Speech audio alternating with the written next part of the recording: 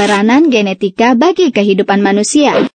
Ilmu genetika sangat bermanfaat bagi manusia, khususnya pada persilangan organisme.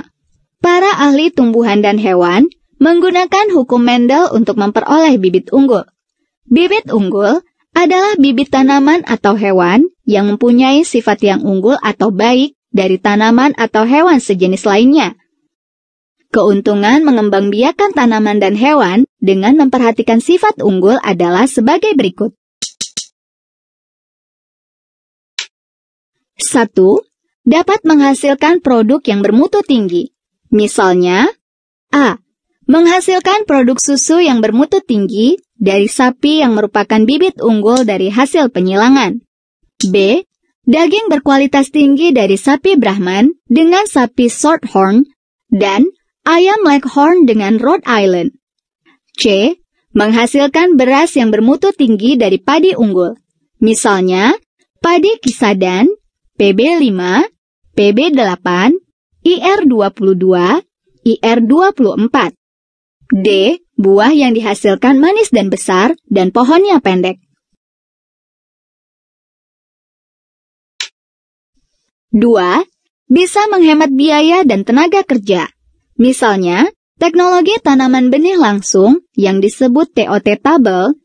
3. Dapat mempercepat produksi.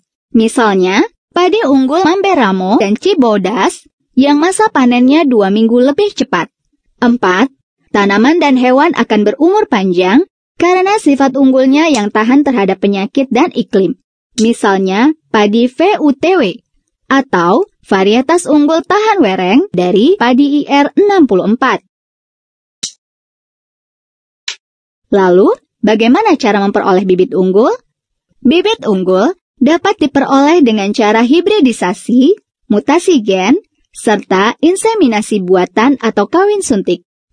Hibridisasi adalah persilangan atau mengawinkan dua jenis hewan atau tumbuhan yang berbeda varietas dan memiliki sifat-sifat unggul. Mutasi gen adalah perubahan yang terjadi pada bahan genetik, seperti DNA, baik pada taraf urutan gen maupun pada taraf kromosom. Inseminasi buatan adalah pembuahan atau fertilisasi pada sel telur dengan cara menyuntikkan sperma pada kelamin betina. Jadi, fertilisasi tidak membutuhkan hewan jantan, tetapi hanya membutuhkan spermanya saja. Cara-cara ini akan kamu pelajari lebih lanjut pada bab selanjutnya.